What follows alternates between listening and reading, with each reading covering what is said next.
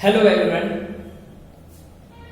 Today we are going to see a very important topic under Indian Constitution, which is citizenship.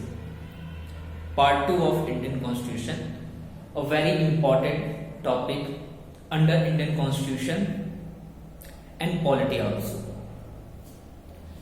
जो नागरिकता का प्रावधान है वो बहुत ही महत्वपूर्ण प्रावधान। क्यों? क्योंकि किसी भी देश में जो अधिकार और कर्तव्य की बात होती है, चाहे वो उसके अंतर्गत संविधान के अंतर्गत हो, चाहे वो उस देश के संविधान के अंतर्गत हो या किसी अन्य प्रावधान के अंतर्गत हो, वो अधिकार और कर्तव्य नागरिकता के आधार पर ही होते हैं।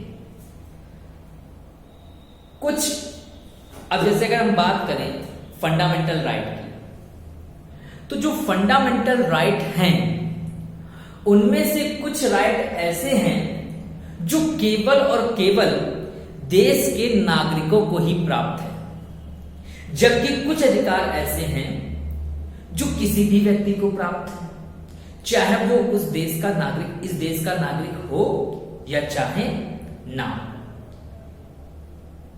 तो ये नागरिकता होती क्या है, ये नागरिकता को हम लोग कैसे समझेंगे?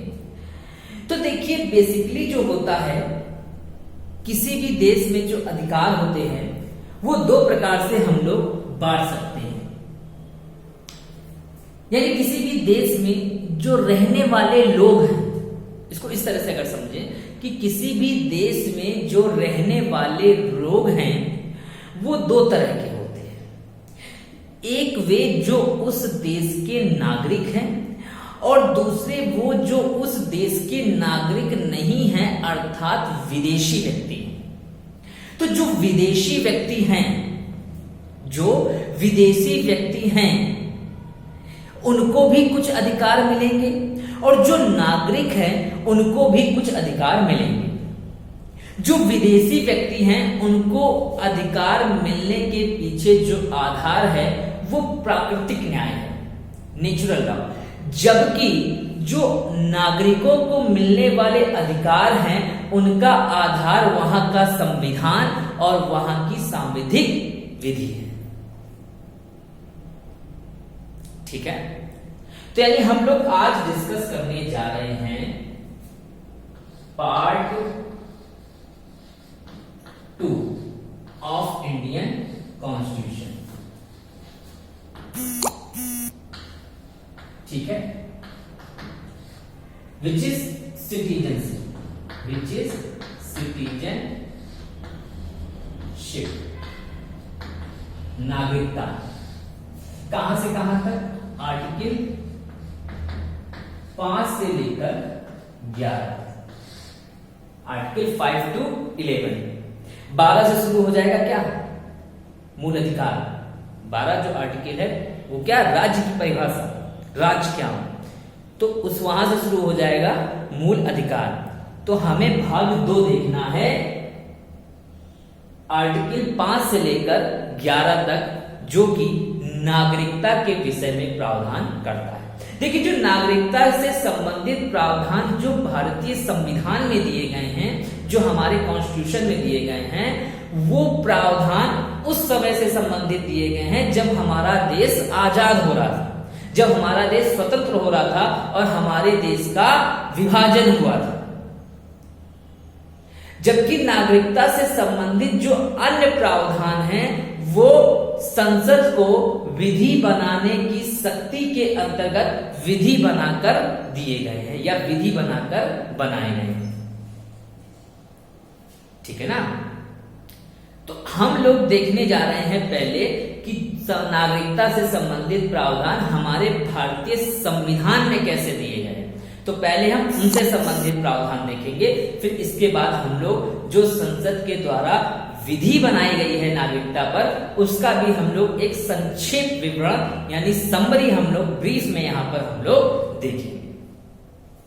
ओके, तो हम लोग देखते हैं कि संविधान में नागरिकता से संबंधित प्रावधान क्या क्या दिए गए हैं। ठीक है।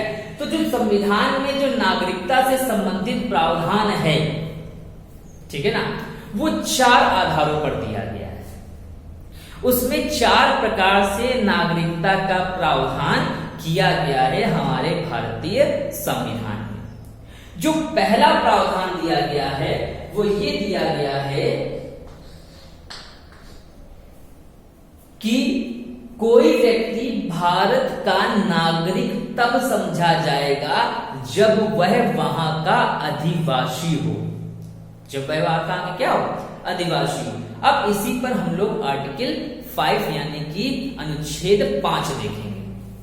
हम लोग क्या करेंगे, यानी कि जो संविधान का अनुच्छेद 5 है, आर्टिकल 5 है, वो संविधान के प्रारंभ पर नागरिकता का प्रावधान करता है। ठीक है, तो क्या कहता है आर्टिकल 5, चलिए देखते हैं। मैं दोनों लैंग्वेज में पढ़ूंगा, ठीक है। पहले हम लोग हिंदी में देखेंगे, उसके बाद हम लोग इंग्लिश में देखेंगे। Now let we read the article 5 of Indian constitution. संविधान के प्रारंभ पर नागरिकता। क्या इस संविधान के प्रारंभ पर प्रत्येक व्यक्ति जिसका भारत के राज्य क्षेत्र में अधिवास है और जो भारत के राज्य क्षेत्र में जन्मा था, तो यहां से हमें पहले मिला कि भारत के राज्य क्षेत्र में अधिवास है, यानी जो नागरिकता किसी भी व्यक्ति को भारत की नागरिकता मिलेगी, वो पहला आधार उसका ये है कि उसका भारत के राज्य क्षेत्र में क्या हो, अधिवास हो। और क्या जो भारत के राज्य क्षेत्र में क्या हो, जन्मा हो, जो भारत के राज्य क्षेत्र में जन्मा था। दूसरा, जिसके माता या पिता में से कोई भारत के राज्य क्षेत्र में जन्मा था। तीसरा, जो ऐसे प्रारंभ से ठीक पहले कम से कम 5 वर्ष तक भारत के राज्य क्षेत्र में मामूली तौर से निवासी रहा है, भारत का नागरिक होगा। ठीक है। Citizenship at the commencement of the constitution. At the commencement of this constitution, every person who has his domicile in the territory of India and who was born in the territory of India, or either of whose parents was born in the territory of India, or who has been ordinarily resident in the territory of India for not less than 5 years immediately preceding such commencement shall be a citizen of India। ठीक है, यानी यहां पर हम लोगों ने समझा कि जो भारत का नागरिक है संविधान के प्रारंभ के समय, वो कैसे होगा, पहला वो क्या हो, भारत का अधिवासी हो, यानी वो भारत का, उसके पास भारत का डोमिसाइल हो, मतलब वो भारत में अधिवास कर रहा हो। देखिए, अधिवास और निवास दो अलग अलग शब्द हैं, ठीक है। अधिवास, जो अधिवास है वो आपके निवास से बनेगा, जबकि निवास के लिए ये जरूरी नहीं है कि आपका वहां पे अधिवास हो। ठीक है, अधिवास के लिए आपका वहां के वासी तो आप हैं, लेकिन वासी होने के साथ साथ आपका वहां पर असीमित समय के लिए वास करने का आपका आशय भी है। इसका मतलब, अधिवास का मतलब ये होता है, अधिवास का मतलब क्या होता है, अधिवास का मतलब होता है कि अगर आप किसी देश में वास कर रहे हैं तो उसके पीछे आपका आशय है कि आप यहां पर अनिश्चित काल तक वास करने वाले हैं, यानी आपकी उस राष्ट्र या उस देश के प्रति सच्ची निष्ठा है और आप वहां पर आशय के साथ निवास करने वाले हैं अनिश्चित काल, तो उसको हम लोग अधिवास कहें। अब जैसे कोई व्यक्ति है कहीं पर काम करने के आशय से किसी दूसरे देश में रहने जाता है, निवास करता है, तो वो वहां का भी अधिवासी नहीं है, क्योंकि उसका वहां पर परमानेंट बसने का आशय नहीं है। हाँ, अगर वहां पर उसका परमानेंट बसने का आशय हो जाता है और उसकी उस देश के प्रति सच्ची निष्ठा उत्पन्न हो जाती है मन में, तो वो वहां पर क्या करेगा, नागरिकता के लिए अप्लाई करेगा। और वो राष्ट्र, वो देश चाहे तो उस व्यक्ति को नागरिकता दे या चाहे तो नागरिकता ना दे, ये उस देश के ऊपर भी निर्भर करता है। ठीक है, आप नागरिकता के लिए क्या कर सकते हैं, आवेदन कर सकते हैं। जरूरी नहीं है कि आपको उस देश की नागरिकता मिल ही जाए, आप उसके लिए क्या कर सकते हैं, आवेदन कर सकते हैं। ठीक है, तो ये है। और निवास का मतलब, निवास का मतलब आप कहीं पर रहना चाहते हैं, लेकिन आपका वहां पर परमानेंट बसने का अभी आपका इंटेंशन अर्थात आशय नहीं है, इसलिए आप वहां के निवासी हैं, आप वहां के अभी अधिवासी नहीं हैं। तो यानी नागरिकता के लिए जो सबसे बड़ा आधार है, वो आधार है उस देश का, उस राज्य का, उस राष्ट्र का अधिवासी होना, ना कि निवासी होना। ठीक है ना। और दूसरा, अधिवास के साथ साथ क्या होना चाहिए, कह रहा ना, भारत के राज्य क्षेत्र में अधिवास है, यानी वो वहां का अधिवासी है और परमानेंटली वहां पर रहना चाहता है। लेकिन अधिवास के पीछे भी क्या होगा, कुछ एक बैकग्राउंड होना चाहिए कि आप वहां के अधिवासी क्यों बने। तो क्यों बने आपके वहां के अधिवासी, तो वो 3 आपको नीचे क्या की गई है, कंडीशन दी गई है कि इन शर्तों के आधार पर या इन आधार पर आप किसी देश के अधिवासी हो सकते हैं। कैसे कैसे, पहला, जो भारत के राज्य क्षेत्र में जन्मा था, यानी जो यहां पर क्या हुआ था, पैदा हुआ था, तो मान लिया जाएगा कि वो इस देश का, इस राष्ट्र का क्या है, अधिवासी है, जो क्या है, इस राष्ट्र का अधिवासी है। दूसरा, या फिर जिसके माता या पिता में से कोई भारत के राज्य क्षेत्र में जन्मा था, या तो उसके फादर यहां पे जन्मे थे या उसकी माता यहां पर जन्मी थी, तो इस आधार पर भी उसको क्या किया जाएगा, नागरिकता प्रदान की जा सकती है। ठीक है।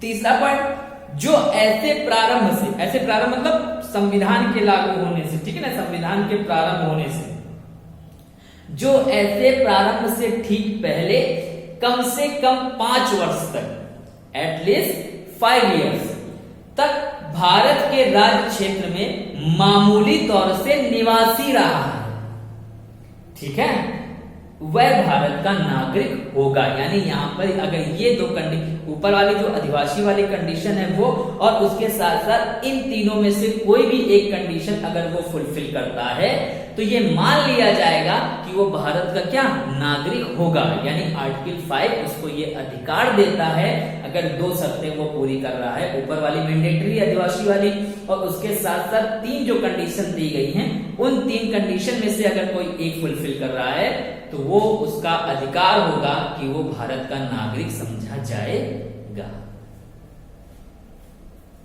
ठीक है, ये हमारा आर्टिकल 5 है, जो संविधान के प्रारंभ की बात करता है। यानी जब हमारा संविधान प्रारंभ हुआ है, वहां पर नागरिकता कैसे दी जाएगी, तो वो यहां पर शर्तें आधार बताता है। ठीक है, अधिवासी को मैंने एक्सप्लेन किया कि अधिवासी और निवासी में क्या अंतर होता है। उसी अधिवासी और निवासी को समय समय पर सुप्रीम कोर्ट के द्वारा अपने अलग अलग निर्णयों में परिभाषित भी किया गया है और एक्सप्लेन भी किया गया है। ठीक है, क्योंकि यहाँ पे वो अधिवासी बताया गया है संविधान में, संविधान में कहीं भी अधिवासी परिभाषित नहीं किया गया है। तो ये जो मैंने आपको अंतर बताया है, वो समय समय पर सुप्रीम कोर्ट के द्वारा अपने दिए गए निर्णयों में, जजमेंट में जो एक्सप्लेन किया गया है, उसके आधार पर मैंने आपको निवासी और अधिवासी में आपको अंतर बताया है। ठीक है, ओके। तो ये इसके बाद आता है, तो ये तो हो गया। ठीक है, अच्छा, आदिवासी की एक बात और हमें बतानी है, बहुत इंपॉर्टेंट केस यहां पर मुझे डिस्कस करना है। प्रदीप जैन बनाम भारत संहिता 1984 का ये केस है सुप्रीम कोर्ट का। इसमें सुप्रीम कोर्ट ने कहा कि जो अनुच्छेद 5 यानी आर्टिकल 5 में जो अधिवास की बात की गई है वो केवल और केवल एक अधिवास की बात की गई है, यानी यहां पर भारत के अधिवास की बात की गई है, किसी राज्य के अधिवास की बात नहीं की गई। क्योंकि यहां पर यहीं से हमें पता चलता है कि यहां पर सिंगल सिटीजनशिप का कॉन्सेप्ट लागू होता है। ठीक है ना भाई, कह रहा है ना जो भारत के राज्य क्षेत्र में अधिवास है, यानी भारत के राज्य क्षेत्र में किसी पर्टिकुलर राज्य की यहां पर बात नहीं की गई है। अब चूंकि भारत क्या है, भारत कई राज्यों का क्या है, एक संघ है, यूनियन ऑफ इंडिया। भारत क्या है, कई राज्यों का एक संघ है। तो अगर वो किसी राज्य में अधिवास है उसका, तो उसका यही माना जाएगा कि वो भारत में उसका अधिवास है, भारत में उसका अधिवास है। यही आधार है जम्मू कश्मीर यानी धारा 370 लागू होने के पहले जो जम्मू कश्मीर के लोग होते थे उनको भारत की नागरिकता इसी आधार पर मिलती थी, क्योंकि जम्मू कश्मीर क्या है, भारत का ही एक अभिन्न अंग है। तो वहां पर अगर किसी का अधिवास है तो इसका मतलब उसका भारत का अधिवास है, इसका मतलब उसके पास भारत की नागरिकता है, ऐसा समझा जाएगा।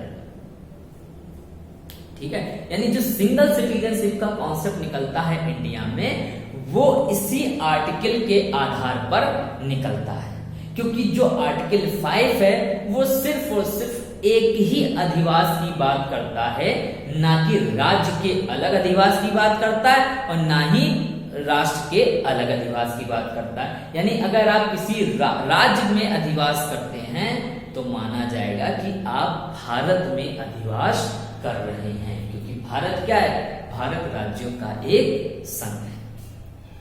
जैसे मान लीजिए आप यूपी के अधिवासी, यूपी में रहते हैं, यूपी का आपका डोमिसाइल है और यूपी से आप राजस्थान चले जाते हैं जॉब करने, तो आपका वहां पर अधिवास चेंज नहीं होगा कि आप यूपी के अधिवासी से आप राजस्थान के अधिवासी हो गए। आप यूपी के अधिवासी ही कहे जाएंगे, यूपी के अधिवासी नहीं बल्कि आप भारत के अधिवासी कहे जाएंगे। आप क्या कर सकते हैं, भारत के अधिवासी ही कहे जाएंगे। ये नहीं कि आपने यूपी का अधिवास छोड़कर आपने राजस्थान का अधिवास, नया अधिवास आपने ले लिया, ऐसा नहीं समझा जाएगा। वहां पर सिर्फ और सिर्फ ये समझा जाएगा कि आप भारत के ही अधिवासी हैं, चाहे आप यूपी में रहें चाहे आप राजस्थान में रहें। You are the domicile in India. ठीक है, तो ये जो बेसिक कॉन्सेप्ट है आर्टिकल 5 का, जो नागरिकता का एक आधार है संविधान के प्रारंभ के समय, वो ये बताता है। अब ये तो ये हो गया संविधान के प्रारंभ पर कोई कैसे नागरिक समझा जाएगा। अब इसके बाद जब देश का विभाजन हुआ, जब देश का विभाजन हुआ तो इसका मतलब यहां से कुछ लोग पाकिस्तान गए होंगे और पाकिस्तान से कुछ लोग इंडिया आए होंगे, भारत आए होंगे। ठीक है ना, आप क्या आए होंगे, भारत आए होंगे कोई भी व्यक्ति। तो उनकी नागरिकता कैसे हैंडल की जाएगी, उनको नागरिकता किस आधार पर दी जाएगी, तो ये आर्टिकल 6 और आर्टिकल 7 बताता है। यानी आर्टिकल 6 जो है वो पाकिस्तान से भारत को प्रवर्जन करने वाले, यानी rights of citizenship of certain person who have migrated to India from Pakistan, यानी जो पाकिस्तान से भारत आए, यानी वे माइग्रेट पर्सन जो क्या पाकिस्तान से भारत आए, उनको नागरिकता कैसे मिलेगी, उनके लिए नागरिकता से संबंधित क्या प्रावधान है, ये आर्टिकल 6 बताता है। जबकि आर्टिकल 7 जो है वो पाकिस्तान को प्रवर्जन करने वाले, यानी जो भारत से पाकिस्तान जा रहे हैं, ठीक है ना, पाकिस्तान को प्रवर्जन करने वाले कुछ व्यक्तियों के नागरिकता के अधिकार। It means that rights of citizenship of certain migrants to Pakistan, यानी जो पाकिस्तान प्रवर्जन यानी जो पाकिस्तान माइग्रेट हो गए, पाकिस्तान चले गए, उनसे संबंधित नागरिकता के क्या अधिकार होंगे, ये आर्टिकल 7 बताता है। यानी 3 आधार हम लोगों ने देखे। पहला देखा हमने जो संविधान के प्रारंभ पर, यानी जो भारत का अधिवासी है, और जो 3 शर्तें बताई गई उनमें से। दूसरा, जो पाकिस्तान से भारत आए उनसे संबंधित नागरिकता, और जो भारत से पाकिस्तान गए उनसे संबंधित नागरिकता। और एक हम लोग और देखेंगे, जो विदेशी व्यक्ति हैं, अर्थात जो पाकिस्तानी नहीं है, पाकिस्तान के अलावा जो विदेशी व्यक्ति हैं, जो पाकिस्तान के अलावा भारत में जो विदेशी व्यक्ति हैं, उनके नागरिकता से संबंधित क्या अधिकार होंगे, वो आर्टिकल 8 में बताता है। वो आर्टिकल 8 में, यानी 4 आधार हम लोगों ने यहां पर नागरिकता से संबंधित देखे। अब आर्टिकल 6, 7 और 8 इसको डिस्कस करेंगे हम लोग नेक्स्ट वीडियो में। Thank you.